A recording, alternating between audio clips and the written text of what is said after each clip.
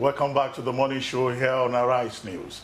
Joining us now to discuss the Premier League 2018-2019 season, which begins tomorrow, is Aron Akirijola and Emmanuel Efeni.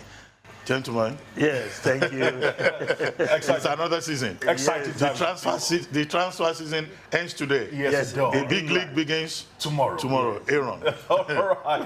The 2017-2018 season was one of the most memorable EPL seasons for all the right reasons. There was no shortage of entertainment from the end of the Arsene Wenger era to the many records that were shattered, both team records and individual records. Be it Pep Guardiola's Manchester City recording a whopping 100 points, winning by the highest points difference and scoring the most goals in a single season, or Mohamed Salah's breaking the individual goal scoring record in a 38-game campaign.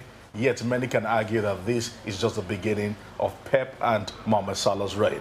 But the 2018-2019 season promises to be monumental in every sense of it. And here are the top 5 talking points ahead of the new season. We know what to expect. The EPL is always exciting for a myriad of reasons. But every season, like you just mentioned, the players that are coming in, the coaches that are coming in, are the ones that get everyone excited the most. And it doesn't get bigger than this.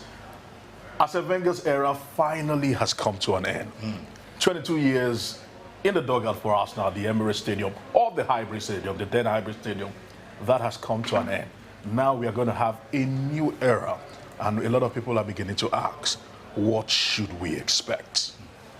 Well, Unai Emery, the new coach, manager of Arsenal, is somebody I've followed very well over time, because you know my interest in the Spanish league. That's where he made his mark, winning 3 Europa League on the trot, you know, and that ended him that job at PSG, where they were expecting him to deliver the Champions League, but of course he fell by the wayside after. No thanks to the club you support, Real Madrid. After 2 tries, you know. No, but most fundamentally, when he took 4-0 lead over Barcelona, the great Barcelona, in the first leg 2 years ago, only to crash 6-0 at concede 6 goals. Yes, 6-1 ended. 6-1 ended. You know, that was when I think even the owners of that club knew that they had to look for perhaps a coach with a bigger ego and bigger credentials. But what's your assessment of what has happened during the transfer season? The players moving in and moving out. No, the truth is, Arsenal have had the worst, understanding that Unai Emery came in knowing that a lot of people were vying for the job. That's one of the sweet spots about the English football, is that Arsenal is one job that everybody has been eyeing, but nobody has been able to get. And a lot of people were eyeing the job, but the board found a way to make it very, very unattractive to people, and told everybody that if you want the job, be rest assured that you only get $50 million to make I'm even saying the players, in terms of the players. You know, there were movements also in terms of players. You know, players leaving one club and going to the other. Yeah, so that's what I'm still going to. So for a team like Arsenal, we expected a lot of changes, but not too many changes have actually come in. But in the EPL in general, you look at teams like Everton, for example, they are the exciting teams because they are not a top-tier team. They're not the top 4, the so-called top 4 teams, but they are making some major signings that is getting everyone worried. And Liverpool also making some major signings. And this time around, I don't know what is happening to football or happening to money, but spending. We hear that Chelsea have actually agreed to sign the Spanish goalkeeper Kepa from Athletic Bilbao for 71 million. Yes, world record for a goalkeeper. And you look at that and say to yourself, when we are celebrating what Liverpool had done with Alisson, with over 60 million, you hear 71 million. Perhaps the goalkeepers will have a say in who wins the league. Because if you chance for these new teams that have moved up, Fulham, Wolverhampton, and do you see them performing any miracle? And the truth is this, for a team like Fulham, Cardiff City. Yeah, Cardiff City, I'm not so sure. They've not had it good in the Premier League. All the times they've come up, they've almost gone straight back down. But for a team like Fulham, with the kind of money and the kind of watchers they have and the kind of players they've actually bought, trust me, they are looking good for the money. Wolverhampton Wanderers is painful, being that this is the second time that Wolverhampton Wanderers are coming to the Premier League. And Nigeria had an opportunity to be part of that Premier League team, but for some particular reason, first of all, it was JJ Okocha back in the day. He decided, for some particular reason, that was when he was going to call it quits with his international football and his club football and international football. I was wondering, and this time around, Kali came in. Of course, we know what happened to him. The acute leukemia stopped him from being part of this Wolverhampton Wanderers team. But they're looking good. They're looking well organized. The Molyneux team looking like they might be able to cause a ruffle of feather. But I'm looking at Fulham. They might be the ones to stay up from those three that you just mentioned. Okay. But can Guardiola repeat the feat of winning this league back to back? Haven't done it last year. No team has done it in a long while. In a long while, true. Since the great Sir Alex Ferguson. Yeah, back in the day. Yeah, back in the day. So a lot of pressure will be on him. Yes. The focus will be on him. But his team is rolling on right now. Who can stop that team? Liverpool, Man U.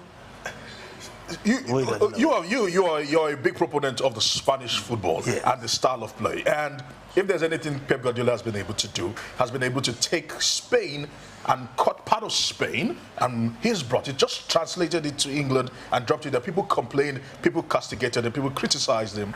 But ultimately, when you have results, nobody can question you. And right now, he's looking like an unstoppable force. If you would ask me, anybody that can beat Manchester City to the most points or to a better point difference or a better goal difference will certainly win the league. Because it's either going to be first or second for Manchester City. Pep Guardiola has been phenomenal, to say the least. But with what Johan Klopp has done with Liverpool so far, yes, over 3 seasons, he's been able to assemble what you can now say is... If I were to be sincere, he's a mediocre.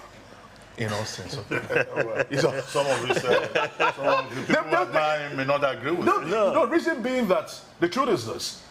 If you want to be rated as a world-class coach, you know this, you need to get the results. A man who is a nearly man can never be said to be world-class. A man who has actually gotten to 3 finals in England and has lost 3 finals, the Europa League final, the Champions League final, and the Cup final. And he's still saying that, yes, my team is good enough, we scored enough goals, but we cannot deliver the results. It's a mediocre. No, this may just be his season, because don't forget that Liverpool conceded some silly goals. True. Last season. With the goalkeeper he has now, the world record until a couple of days ago, the Brazilian #1, yes, Alisson. That should be some consolation. That if you recall, De Gea won so many matches for Manchester United last season. So if you have a good goalkeeper, 2 great saves can just give you 3 points. But what will you say about Jose Mourinho? The one that gets everybody talking. The chosen one. The chosen one. All right, he's gone by several aliases. The chosen one, the special one, the happy one. Even if he himself gives himself some of those. Of course, he's the media's delight in England, without a doubt, and he's actually facing a horrendous time. A lot of people have actually blamed him for all the things that have happened at Manchester United. Rightly so, being that in every organization, when something goes wrong, it is the head that is to blame for it. And so you cannot blame them. They've spent time. Yes, but also he has spent over £400 million acquiring players. Yet he's asking for more money to acquire more players. If I were the owners of Manchester United, I would ask him to leave. No, but the point is, they are Manchester United. Correct me if I'm wrong, they are the most valuable club in the world. They have the money to spend. Well, you don't spend money just for spending sake. That's what they've been doing. If you are buying players in the last 2 years for over £400 million and you are not buying the right players, who do you blame? Who do you blame? So he should make the team work. That's the job of the manager, to make the team function. A bad workman quarrels with his tools. True talk. Let's talk about the new manager of Chelsea. Yeah. They have a new man, Mauricio Sarri. Sarri has the worst job in the EPL right about now. Being that, first of all, you have the most eccentric owner of any football club or any sporting club that I know of in the person, the Russian man, Roman Abramovich. He's trigger happy. He loves. Yes, I think he wakes up one morning and just asks himself the question, who do I fire today? That's how I think that's how he thinks. And going into a job like Chelsea, that have had a very, very bad spell from last season, and they had a lot of fraction in the team. No thanks to what Antonio Conte did with the team and the interaction between the coach and the man and the players. Trust me, anyway, it will be difficult for him. Thank you very much, Aaron. Thank you, Emmanuel. I imagine that from tomorrow, Nigerians will be glued to their TVs with the first match between Man U and Leicester City. And Leicester City. It will be exciting. And for Old Trafford. for the next few months, you see great excitement out there. However, my other concern is that the kind of excitement we show over the Premier League in the UK, we don't show the same excitement over the local league here. We used to show it in the days of ICC. Well, I'm hoping that the Rangers, Vendel Insurance, of the Premier League will encourage us also in Nigeria to develop this. If the NFF gets it right, just quickly chip this one in. If they get it right, for example, when they have problems, they suspended the league. Well, thank you very much. That's all on Sports Review. Next, we'll be talking about abuse, marital abuse, and all of that on our take. But before then, as it's time now for a short break on the morning show, don't go away.